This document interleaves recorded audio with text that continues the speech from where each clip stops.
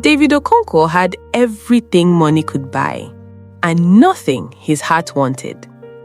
At 19, he drove a 2026 Mercedes-Benz S-Class through the gates of Royal Heritage University, Lagos, a campus famous for its white marble buildings, green gardens, and lake that shone like glass every morning.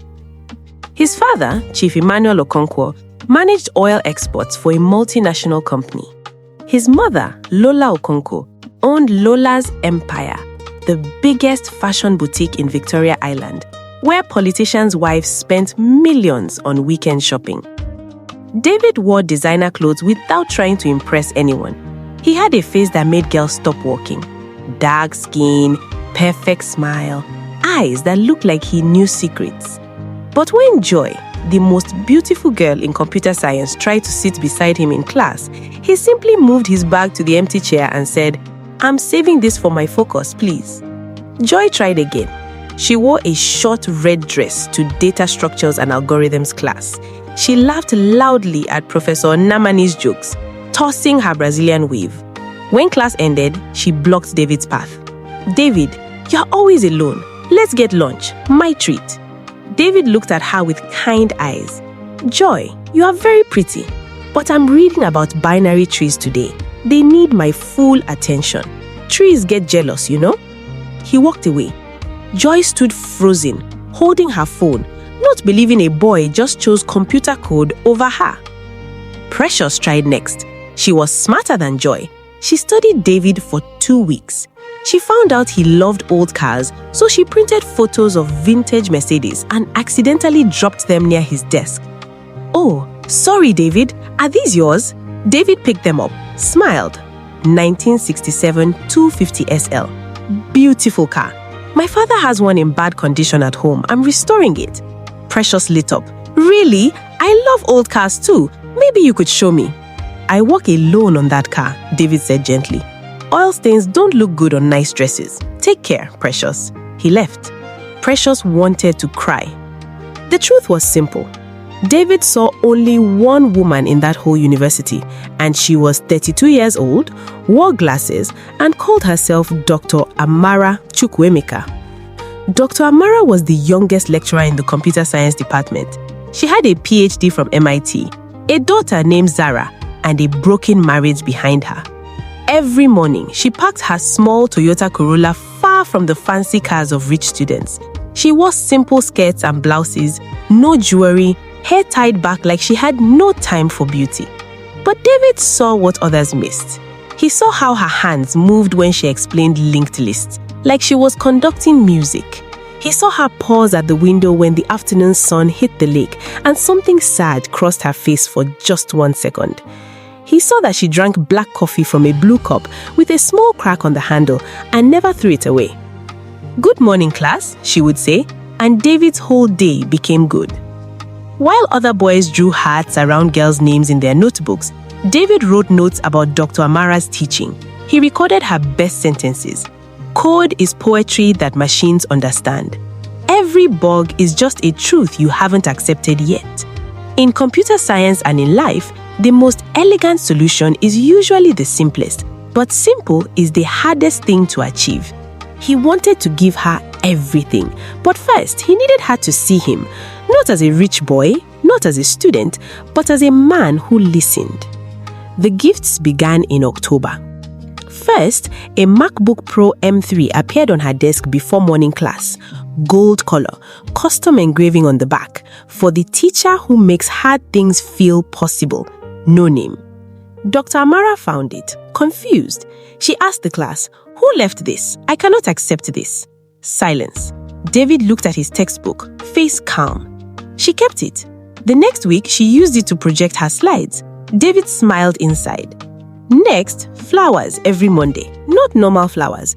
Rare orchids from his mother's boutique connections flown from Holland.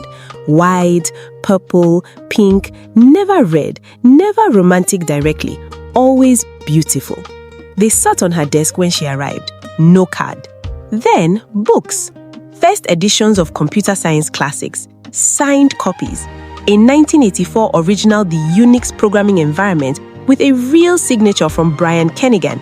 She gasped when she opened it. "Who is doing this?" she asked her empty office. No answer. David watched from the corridor, then walked away. One rainy Tuesday, David found her struggling with shopping bags at the university gate. Her Toyota wouldn't start. Rain poured. She looked small, frustrated, human. "Dear Dr. Amara," he said, rolling down his Benz window, not showing off, just offering, "Let me help." "Mr. Okonkwo, right? David?" "Yes, please, put your bags in the back. I'll take you home." She hesitated. Professional rules screamed in her head, but the rain screamed louder. She got in. The car smelled like new leather and his light cologne. Classical music played soft. Bach, Goldberg variations. Not hip-hop, not Afrobeats. Bach. "You listen to this?" she asked, surprised. "When I study, it helps my brain find patterns." She looked at him. Really looked. "You're the one with the gifts." David kept his eyes on the road. "Is that a problem?" Expensive gifts from students create expectations. "I expect nothing, Dr. Mara. I only want you to have tools worthy of your mind. That MacBook Pro, your old laptop took 4 minutes to compile code. This one takes 12 seconds. You save 3 hours every week. In one semester, that's 36 hours. You could use that time for your daughter, or for sleeping, or for finishing that research paper I saw you writing in the library last month." She stared. "You know about my research? I know you stay till 9 p.m. on Tuesdays. I know you drink 3 coffees on those nights. I know you touch your ear when you are thinking hard." He smiled at the road. "I'm a good observer. It's my only real skill." They drove in silence. Then, quietly, she laughed. "You are dangerous, David." "Why?"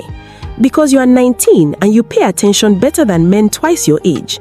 He dropped her at her apartment, a simple building in Surulere, nothing fancy. She gathered her bags. "David, the gifts stop now. I mean it." "Yes, Dr. Amara." But he said it like he was agreeing to something else entirely. November brought the university's Tech Innovation Fair.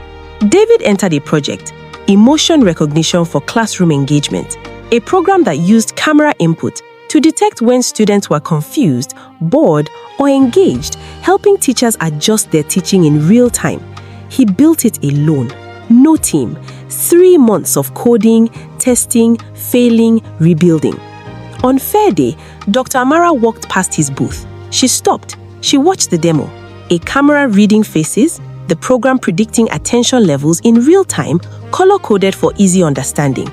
"David," she said slowly, this could actually help teachers. Help me."